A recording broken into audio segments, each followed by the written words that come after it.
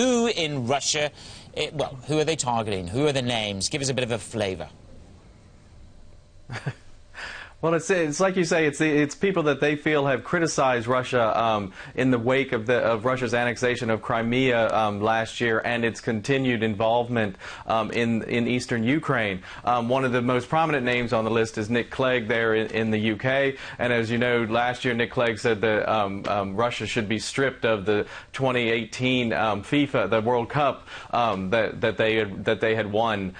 So he's one of the officials. The most Poland has the most names on the list. It has about 19. The UK has about 9, and then there's others scattered throughout the EU.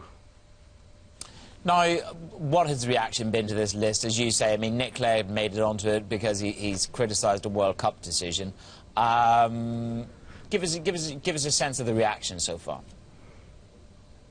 Well, the EU says that it's unjustified and it's there's no basis for it. That it's still a confidential list as far as the Russians are concerned. They haven't put it out publicly, although it has been leaked. But the EU is basically saying there's no basis for this, and Russia hasn't given the legal underpinning for doing it. It's obviously in reaction to the sanctions that the EU has put on Russia in the wake of the Crimea situation, in the wake of the conflict in eastern Ukraine, but at the same time they're saying that that it's unjustified and that there's no reason for this. The individuals on the list have actually some of them have gone on Twitter to say, you know, this is actually a badge of honor, you know, to be excluded from Russia, to be banned from traveling to Russia. Oh, and by the way, we didn't really want to go there anyway.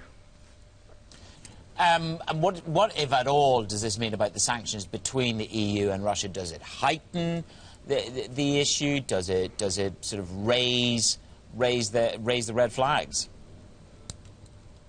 Well, it certainly doesn't help the situation. The EU, you know, wants Russia to lessen the tension in eastern Ukraine. It wants it to abide by the Minsk agreements in order to in order to honor the ceasefire in Ukraine. And this does nothing to help that situation. Now, the EU has a series of sanctions, economic and otherwise, travel bans, asset freezes against Russian officials that it put in place in the wake of the annexation of Crimea, and those come up for discussion by the EU leaders in just a few weeks. And it looks like they're going to extend them again, and this isn't going to help that situation at all.